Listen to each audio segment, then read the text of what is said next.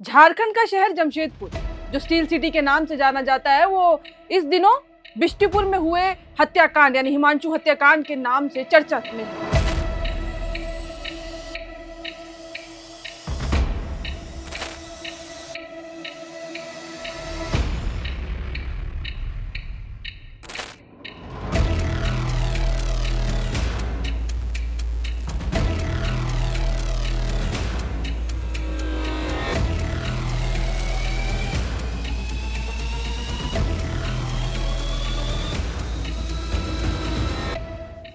शहर में लगातार बढ़ती आपराधिक घटनाओं के बाद इतना माहौल बिगड़ गया जमशेदपुर का कि एनडीए ने भी शुक्रवार को यानी 3 जुलाई को आज जमशेदपुर बंद का आह्वान किया।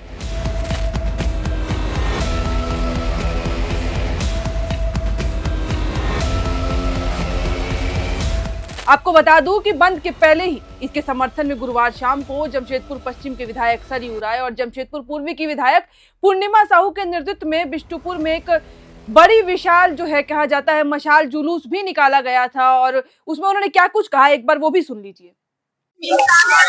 हर एक मंडल क्षेत्र में मशाल जुलूस निकाला गया। ये मशाल जुलूस आपराधिक घटनाएं जो लगातार हो रही हैं, जो नशे के कारोबार चल रहे हैं, कानून व्यवस्था जो इतनी लचर हो गई, जमशेदपुर की जनता की सुरक्षा के लिए ये न्याय की मशाल है। और जिस प्रकार से बढ़ते क्राइम जमशेदपुर की पहचान को चुनौती दे रहे हैं, हम भी चाहते हैं कि जमशेदपुर की जितने प्रशासन है, पुलिस प्रशासन इस पर तत्परता से कार्रवाई करे। कल हमने इस मशाल जुलूस के माध्यम से जन से यही अपील की है कि कल जमशेदपुर बंद रहेगा, तो आप सभी को स्व इच्छा से इसमें सहभागी बनना है और जमशेदपुर को बंद रखने का एक ऐतिहासिक कार्य करना है, जिसके माध्यम से हम सरकार के साथ प्रशासन को भी ये चेता सके कि हम न्याय के लिए आगे उतर चुके हैं। जब भी ऐसी घटनाएं होगी, हम हमेशा अपनी जिम्मेदारी लोकतंत्र के राजनीतिक हम प्रतिनिधि होते हैं, जनप्रतिनिधि होते हैं, तो लोकतंत्र को सामने रखते हुए लोकतांत्रिक तरीके से हम बंदी का आह्वान करते हैं, जिसमें जमशेदपुर की तमाम जनता से आग्रह करते हैं, विनम्र आग्रह करते हैं कि आप आइए और इसमें स्व इच्छा से सहभागी हों। अब बताऊं कि भाजपा और जेडीयू नेताओं ने साफ कर दिया है कि बंद किसी राजनीतिक लाभ के लिए नहीं बल्कि शहर में शांति, सुरक्षा और भयमुक्त वातावरण स्थापित करने के लिए बुलाया गया है और हम पूरी कोशिश करेंगे कि हमारी आवाज सरकार तक पहुंचे। आपको बता दूं कि इसके बाद बंद के मद्देनजर, क्योंकि इतना बड़ा जब निकाला गया था मशाल जुलूस, तो उसके बाद ढालभूम के अनुमंडल पदाधिकारी एसडीओ के आदेश पर पूरे शहर में शुक्रवार रात 10 बजे तक निषेधाज्ञा यानी कि धारा 144 भी लागू कर दी है। यानी कोई भी उपद्रव ना हो, इसके पूरे इंतजाम किए गए। जिला प्रशासन ने सुरक्षा के व्यापक इंतजाम करते हुए सभी संवेदनशील चौराहा हो, चाहे गोलचक्कर हो या कोई भी एरिया हो, वहां पे बहुत ज्यादा पुलिस बल तैनात की हुई है ताकि कोई भी हुड़दंगी ना हो पाए और अगर ऐसा होता है तो पुलिस सक्षम हो उनसे निपटने के लिए। अब इन सब के बीच आपको ये भी सवाल हो रहा होगा कि जमशेदपुर में क्या सेवाएं चलेंगी, क्या नहीं चलेंगी। सबसे पहले स्कूल और कॉलेज की बात करें तो स्टूडेंट्स की सुरक्षा को देखते हुए स्कूली वाहन सेवा संचालन समिति ने वाहन नहीं चलाने का फैसला किया है। इसके चलते अगर आप देखेंगे तो अनएडेड स्कूल एसोसिएशन सहित कई निजी स्कूलों और शिक्षण संस्थानों ने एहतियातन छुट्टी भी घोषित कर दी है, यानी कि आज के दिन 3 जुलाई के दिन छुट्टी है स्टूडेंट्स की। वहीं कोल्हान विश्वविद्यालय ने 3 जुलाई को होने वाली अपनी सभी प्रस्तावित परीक्षाएं भी स्थगित कर दी हैं और नई डेट्स की घोषणा बाद में की जाएगी, ऐसी जानकारी दी गई है।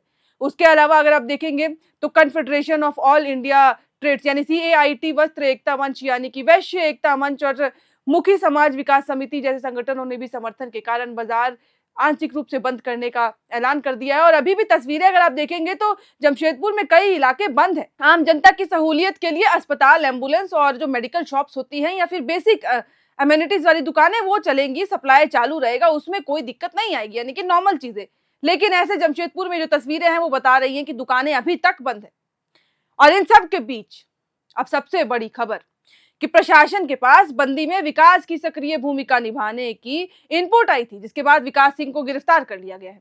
आपको बता दूं कि विकास सिंह कौन है। अब आप ये सोच रहे होंगे कि आखिर विकास सिंह है कौन। पूर्व घोषित कार्यक्रम के तहत बंदी करवाने हेतु घर से निकलते समय जिला प्रशासन ने भाजपा के पूर्व नेता और जमशेदपुर पश्चिम से निर्दलीय चुनाव लड़े विकास सिंह को गिरफ्तार कर लिया है। ये इनपुट आई थी कि वो विकास सिंह ने हिमांशु सिंह की हत्या के खिलाफ में गोरिल्ला पद्धति से बंदी करवाने का घोषणा किया था और उसके लिए वे लगातार जनसंपर्क भी कर रहे थे, अभियान भी चला रहे थे और जिसका इनपुट जिला प्रशासन के पास पहुंच गया था कि वो ऐसा कुछ कर रहे हैं। और फिर आज सवेरे लगभग 7 बजे के आसपास विकास सिंह जैसे ही अपने आवास से बंदी करवाने के लिए बाहर निकल रहे थे, वैसे ही पुलिस की टीम ने उन्हें गिरफ्तार कर लिया। अब तस्वीरों में और विजुअल्स के माध्यम से भी देख सकते हैं, अब दर्जनों की संख्या में मानगो थाने के पुलिस पदाधिकारी उनके घर के बाहर घात लगाकर उनका इंतजार देर समय से कर रहे थे।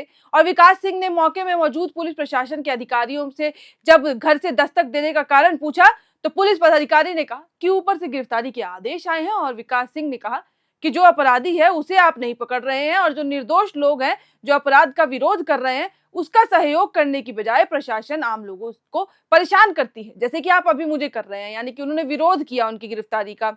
हालांकि इसका हर मोड़ में पुरजोर विरोध किया जाएगा, विकास सिंह ने ये कह दिया है। और गिरफ्तारी के समय विकास सिंह ने जमकर जिला प्रशासन के खिलाफ नारा भी लगाया और हिमांशु सिंह के हत्यारों को जल्द से जल्द फांसी की सजा देने की मांग की।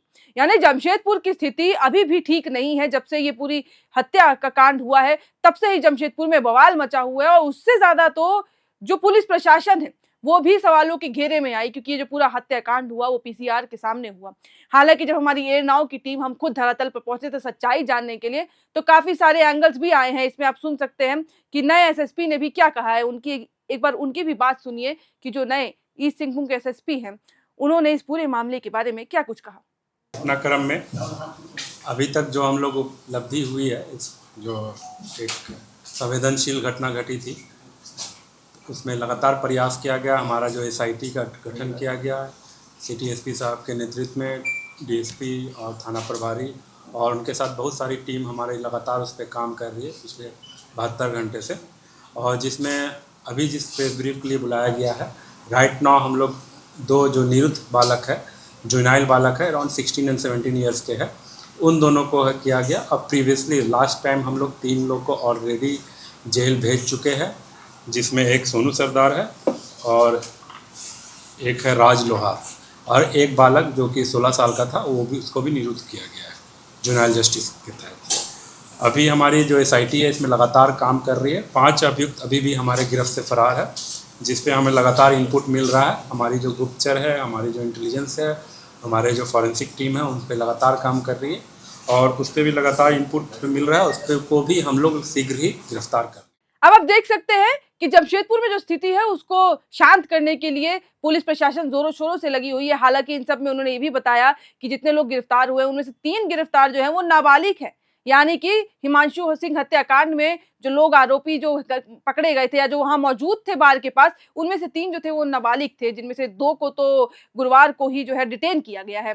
और इन सब के बीच सबसे बड़ी खबर ये भी सामने आई, जो एक नया एंगल उभर के आ रहा है। हालांकि इसकी पुष्टि नहीं हुई है, लेकिन ये कहा जा रहा है कि डीडी बार क्लब जो था उसके अंदर 2 ग्रुप, यानी कि एक तो हिमांशु सिंह और उनके दोस्त प्रत्युष थे और सामने वाला जो विपक्षी ग्रुप था उनके बीच में बार के अंदर ही लड़ाई होती है, जिसके बाद जो कथित तौर पे भाजपा से जुड़े हुए हैं नीरज सिंह, उन्होंने उनको बाहर फिकवा दिया, ऐसा ये कहा जा रहा है। और कारण एक ये था कि जो बार डांसर थी उससे छेड़छानी की खबर आ रही थी। हालांकि अभी इसकी पुष्टि नहीं हुई है कि वो छेड़खानी कर कौन रहा था और वो लड़ाई किस तरीके से शुरू हुई, लेकिन कहा जा रहा है कि ये भी एक नया एंगल हो सकता है और इसीलिए उनको बाहर फिकवा दिया गया। जब वो बाहर फिकवाए गए तो दोनों ग्रुपों के बीच बाहर भी झगड़ा शुरू हो गया। उसी बीच एक और एंगल आता है कि जो विपक्षी ग्रुप था उसने शायद अपने लोगों को बुला लिया, जो चापड़ लेके, जो आजकल जमशेदपुर स्टील सिटी के बजाय चापड़ नगरी से जाना जा रहा है, क्योंकि यहाँ पे चापड़बाजी की इतनी जो संख्याएं हैं बढ़ गई हैं। 5 महीने में केवल 1300 से ज्यादा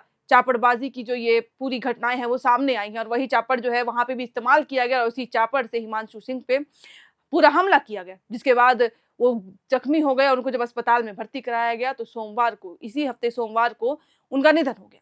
यानी कि कुल मिलाकर जमशेदपुर में चापड़बाजी की घटनाएं बहुत ज्यादा बढ़ रही हैं और भाजपा जो है वो भी इस चीज को उन्होंने क्लियर किया है कि सिर्फ हिमांशु सिंह हत्याकांड ही नहीं बल्कि जमशेदपुर में ये जितनी भी घटनाएं हो रही हैं, चाहे वो छिनतई की घटना हो, चाहे वो ड्रग्स डीलिंग की हो, चाहे वो जितनी भी छोटी मोटी आपराधिक घटनाएं हो, उनके खिलाफ, क्योंकि जमशेदपुर इन दिनों उसी का जो है वो पूरा उस तरीके से नजर आने लगा है कि यहाँ पे अब अपराध बहुत ज्यादा नजर आते हैं। शांत तो समाज दिख ही नहीं रहा है कहीं पे और इसी को लेके आज जमशेदपुर जो है वो बंद करने का भी भाजपा ने ऐलान किया।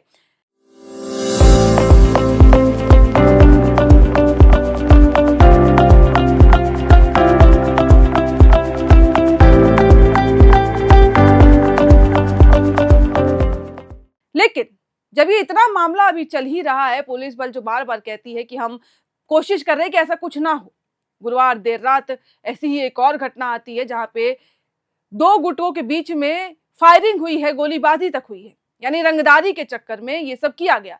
तो इस तरीके से देखा जाए तो अभी भी जमशेदपुर के हालात बिल्कुल ठीक नहीं हुए। अब जमशेदपुर बंद है, इस पूरे दिन क्या कुछ होता है इस पे भी हमारी नजरें एकदम से बनी हुई हैं। विकास सिंह जो भाजपा से जुड़े हुए हैं उनको गिरफ्तार कर लिया गया है और उसके अलावा पुलिस बल जो है हर संवेदनशील, हर सेंसिटिव इलाके में तैनात कर दी गई है। हर पुलिसकर्मी को ये निर्देश दिए गए हैं कि कुछ भी ऐसा हो तो आप अगले को गिरफ्तार कर सकते हैं। 144 वो जो है वो भी वहां पे लागू कर दिया गया है। इससे पहले आपको बता दूं कि 176 भी लागू किया गया था, जिसके तहत अगर कोई भी किसी को जानकारी आती है तो वो जानकारी पुलिस को दी जाएगी और अगर वो ज्यादा इंपॉर्टेंट जानकारी है और जान करके पुलिस को नहीं दी गई तो उसके खिलाफ भी कार्रवाई हो सकती है।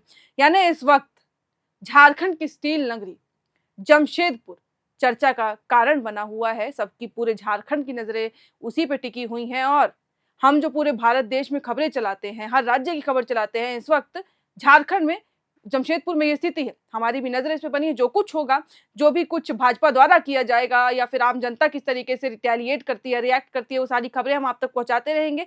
इस वीडियो में फिलहाल इतना ही। बाकी ऐसी और तमाम खबरों के लिए अब बने रहें एयरनाउ के साथ। FRP pressure vessels are made using fiber reinforced plastic, a powerful combination of high-strength glass fibers and corrosion-resistant resin. At Duraplast, we manufacture these vessels using advanced filament winding technology.